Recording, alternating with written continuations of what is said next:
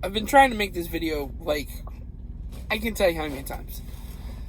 And I'm really kind of scared to make the video because I'm afraid of the impression that it's going to leave. Or I'm afraid of the fact that I'm not going to be able to get the real message that I want to get out. And so I'm going to try to explain what I mean first versus trying to bring up the point. So, first and foremost, I hate hypocrisy. I mean, with a passion that burns white hot inside me. Okay? If you're going to treat somebody one way, then you should be able to treat somebody the same way. Somebody else the same way. And in this country, that's kind of what we're talking about at this point. If we're talking about the police and how the police need to treat everybody the same. Okay? But more than that, how everybody in this country needs to treat everybody the same. And that's the thing that I try to do every single day. I try to say hi to everybody I meet. Everything. I'm not a prejudiced person. I'm not prejudiced against you for any reason. I want you to feel like you're comfortable around me. I want you to be who you are when you're around me. Okay? And working on the trolley really taught me how to do that. When you're growing up, your parents, my parent, my grandparents, kind of instilled in me certain different things. The other thing is, when you grow up in a family, you grow up with a certain kind of person, and you may or may not be able to experience different cultures. Me, on the other hand, I got to experience like a lot of different cultures. Like my grandmother, Granny, was never a prejudiced person, and she would talk to anybody that would listen, basically. And I learned that from her. And then we lived in a mostly Latin neighborhood. My father's mother lived in a mostly Latin neighborhood. My mother's parents lived in a mostly Latin neighborhood. And I can remember more than once sitting outside listening to like a quinceañera or a wedding or a birthday party going on, and they would have a mariachi band, or they'd have a big live band, a Tejano band or something like that playing off in the distance. And we'd like my family, we'd pull chairs outside and listen to the music and enjoy glasses of sweet tea and really just have a good time. And and like I said, they talk to pretty much anybody. So I learned how to treat everybody the same. And when I got on the streetcar, it was the same thing. I had all kinds of people from all kinds of different races, from all kinds of different religions, from all walks of life get on the streetcar. I'm treating everybody with the same customer service. Good morning, how are you? Welcome aboard. Good morning, how are you? Welcome aboard. How are you doing today? It's a fine day outside. And that's the thing. And I had any number of personalities that you could have on the streetcar. And that's the thing. So I've learned how to treat people equally. It's not that hard, in all honesty. And so when I see us not treating people equally, when I see people not treating people equally, it bothers me. And in this case, it has to do with history. So what's the real catalyst for this video? Well, I saw an article on Facebook. And that article on Facebook talked about how they want to rename a street in Dallas from what it is now to something else. Well, the name of the street is Throckmorton. And they said, well, Throckmorton was a general in the Confederacy. And I'm like, well, I don't know anything about Throckmorton. It's just a street. Matter of fact, I used to live right off of that street. And I just go, well, I'm going to go look it up. So I go to look it up. And it turns out Throckmorton was a general in the Confederacy. He was he was from Texas. Not originally, he was from Tennessee originally. And he came down to Texas when he heard about the Mexican-American War, or the Mexican-Texas War. And he came down and he fought for the Texas side. And of course, we won. We won our independence from Mexico and everything. Well, he became a part of the Texas legislature. He was a part of the Texas legislature when he was a doctor in the area. He was a lawyer in the area. And he was a part of the Texas legislature when the Civil War broke out. And he was one of the 8 people who voted against secession for the state of Texas. He did not want Texas to secede from the Union. Him and the the governor at the time, Sam Houston, were on the same page. As a matter of fact, they tried to start a group to fight against secession and keep Texas from seceding from the United States, but they ultimately failed. For some reason, Throckmorton went to fight for the Confederacy. I don't know why. I don't know if anybody really knows why, but he went to fight for the Confederacy. So when he gets back, the Americans task him with writing the new constitution for the state of Texas. So every state that seceded had to write a new constitution. And when he did, he included certain civil liberties for African Americans that had not been included before, or that didn't need to be included, because he believed that African Americans deserved some rights. So he did that. He didn't really. People wanted him to put the 13th Amendment in. I think in the Texas Constitution, he argued against it, saying it was already a law. Why did he need to put it in? He didn't really support the 14th Amendment, is my understanding. I'm a little fuzzy on. I've done some research, but I'm a little fuzzy on where he was on the 14th Amendment. It sounds more like, from what I read, it sounded more like he didn't really want to discuss the 14th Amendment because maybe the people around him weren't ready to discuss the 14th Amendment yet, so he kind of ignored it, which is unfortunate. But it got me to thinking about other historical figures in American history that we look up to, that we treat well, that we have streets named after them, that have cities named after them, that have museums named after them. And I thought about 6, basically. And I'm going to give them to you real quick, because I don't want this video to go over 10 minutes. Henry Ford. We all know what Henry Ford's famous for. Was an anti-Semite. Matter of fact, he was such an anti-Semite that his picture was on Hitler's desk. He made money off of the war on both sides. He made money from making trucks for Germany, and he made money from making trucks for America. And he did that up until 1941 when America entered the war, and then he had to split the two companies. But they rejoined after the war was over, and of course the money that was made by Ford of Germany obviously went in Ford Motor Car's pocket. Thomas Alva Edison was known to be anti-Semitical.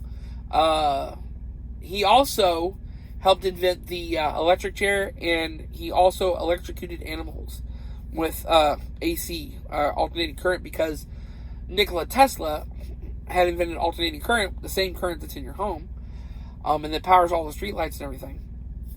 He invented AC current, but Edison had DC current, and he wanted to prove that that Tesla's current was more dangerous and his was better, so he electrocuted animals, including an elephant named Topsy. There was Alexander Graham Bell. Alexander Graham Bell, there wasn't a whole lot of Alexander Graham Bell, but he went to a symposium in 1921 that was about the inferiority of the African American race. So, whether or not he believed that the African American race was inferior or not, he at least went to a symposium talking about it. That's a great example, because he went to the symposium. Now, today we look at that and go, oh my God, he went to the symposium? What kind of stupidity is that? Well, at the time, he didn't see it as stupid. There was some scientific process going on at the time that was basically saying, well, African Americans are inferior. It was wrong. It has been proven wrong more and more times than, it's been proven wrong pretty much hands down, And this thing, here's the thing. Even the fact that at some point, science was like, but they might be inferior, just aggravates the shit out of me. I can't even believe that was a thing, but it was, And Alexander Graham Bell went to a symposium. And was he wrong for doing that? Well, at the time, no, he wasn't wrong for doing that. He didn't know any better. And that's the thing. George Washington had slaves. Thomas Jefferson had slaves. Slept with slaves. Had children with slaves. And then made his children slaves. What was it? Benjamin Franklin, who invented the bifocals and gave us, discovered electricity, was a whoremonger and slept with married women. I can go on. Japanese automakers that built, weapons for the Japanese, which committed some of the worst atrocities in World War II, and we're buying their cars today. Mercedes, Volkswagen, and BMW all profited off of slave labor during World War II. I have a Mercedes. Okay? And it's like the English did bad things, the Spanish did bad things, the Mexicans did bad things, the Mayans used to drag virgins up to the top of a tower, pin them down on a pedestal, cut their chest open and pull out their still beating heart and then give it to the gods. Hold it up for the gods. What's my point with all of this? History is stupid. History is ignorant. Okay? If history were a person, history would be the stupidest person to ever walk the face of the planet. Because you would not be able to convince history to learn to learn lessons from it. You couldn't convince history to learn lessons from history because it is history. History can only learn lessons from itself. Okay? These people, when you go back and look, when you go back and look at the Anglo-Saxons, when you go back and look at the Romans, when you go back and look at the Mayans, when you go back and look at the Mesopotamians, when you go back and look at the Catholics of the 13th century, when you go back and look at the Jews, I mean, hell, the Jews, crucified Christ at that point, and that was like part of the argument that Hitler gave, like Hitler had for killing so many Jewish people. It's like you go back and you look at any bit of this, you look at the Japanese and the Chinese, which by the way are committing some of the worst civil liberty atrocities today. Okay, just go look up the re-education camps in China right now. They keep coming out. Go look at social credit in China. Okay, go look at how they're treating Muslims in China right now. They're committing some of the worst atrocities today, but we're still buying their products. So my point with all of this is the hypocrisy that exists when you decide that you're going to take the name of somebody off a street, even though he did good for the state of Texas and for the area that he lived in. We're going to take his name off a street, but we're going to honor Washington and Franklin and Ford and Edison and Alexander Graham Bell and the Romans and the Mayans and the this and the that and everything. It's ridiculous. These people didn't know any better, okay, at their time. They had no clue what they were doing. We have learned from their mistakes. That's where we're at. Okay? And that's why history is so important. That's why you have to keep it around. And I'm not saying to keep the statues are that's a whole other discussion, because those went up with the intent of trying to oppress the African Americans. They have got to come down. Okay? I'm not even talking about statues. What I'm talking about is when the name of a person exists on a street, on a building, on a park, on a something, on a this, on a that, or whatever, and they're honored for reasons other than, okay, what they did wrong.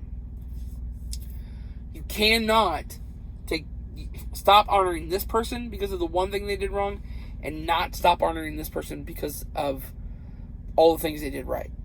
You either stop honoring all the people who did wrong or you continue honoring all the people who did right. It's one of the two. You can't have it both ways. And that's kind of where I'm at on this. So, I have made this video 10 times. This one I feel like is really out there. The one thing I definitely want to get through is you have got to understand these people didn't know any better. Okay? They didn't. It's the same thing with science. When you look back at leeches and how leeches were used, for wounds or whatever, that didn't help. Okay? They gave people staph infections. It made people worse in some ways. But they didn't know any better. They saw some sort of improvement on somebody, so they tried it on somebody else. They didn't know any better. It's the same thing. These people didn't know any better. And we do. Okay? Don't honor these people for the bad things they did. Honor them for the good things that they did. We're already doing that. We're doing that for the founding fathers of this country, who most of them probably owned slaves. We're doing that for, we're doing that for other historical figures. The people that helped bring us out, bring electricity to every part of this country, or helped put America on the move. We're allowing them to be honored for the good things they did, but we're not pulling their names down because of the bad things they did. So you want to pull names down, but pull everybody's name down that did something bad. And here's the thing, we've all done bad. All of us. Every one of us has done bad at some point. We've all made a mistake. We've all done something really bad, something we terribly regret. And if you haven't, then you're a liar. If you tell me you haven't, then you're already a liar. I've done bad stuff. So, Anyway, that's where I'm at with that.